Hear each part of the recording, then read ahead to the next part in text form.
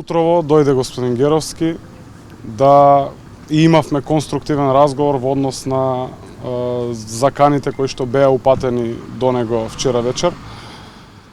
Секако, како одговорна партија, ние од Социјалдемократскиот сојуз на Македонија се оградуваме и најостро осудуваме било каков обид за навреда или за спречување на изразување на слободна мисла на говор.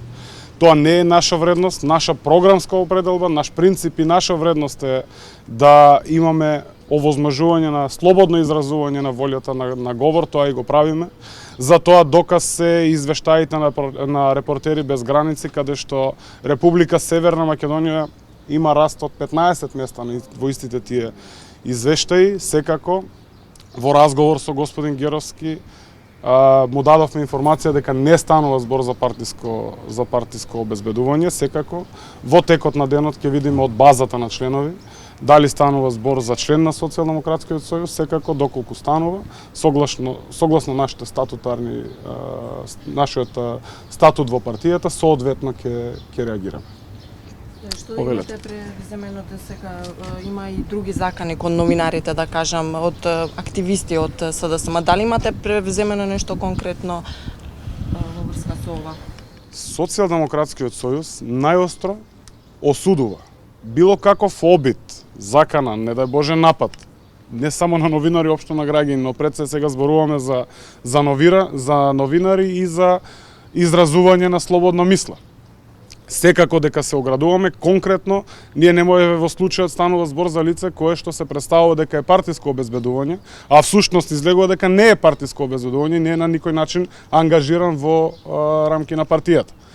Ако има конкретни појави, ако се случи тако нешто, што искрено не верувам, од официјални лица секако дека или од наши членови ќе превземе конкретни мерки.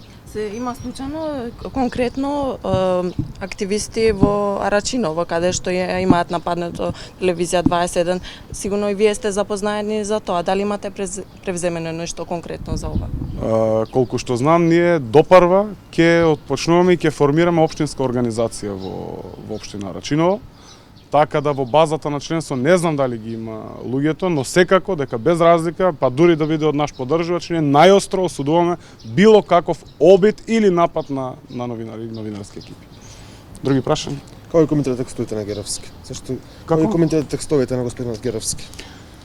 Како што кажав, ако се впуштам во било каков коментар на слободно изразена волја на новинар, тоа може да се толкува во јавноста било како.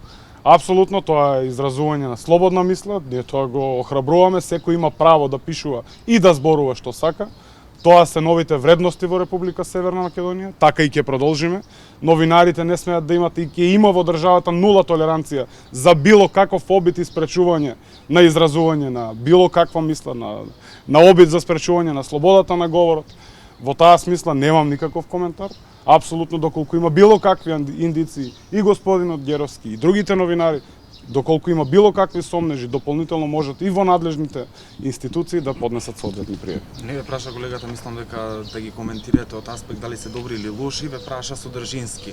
Дали се согласувате со содржината, дали ја знаете содржината, бидејќи се споменуваат и структури од СДСМ, при тоа колку и да се скриени псевдоними, јавноста ги знае за кој станува збор, и дали сте запознаени дека постои таква ситуација во... Не сум запознан, напротив, од она што можеме да го видиме, во она што го пишува господинот Геровски, станува збор за псевдоними, не можам, нити сум пробал да препознам за кои луѓе станува збор.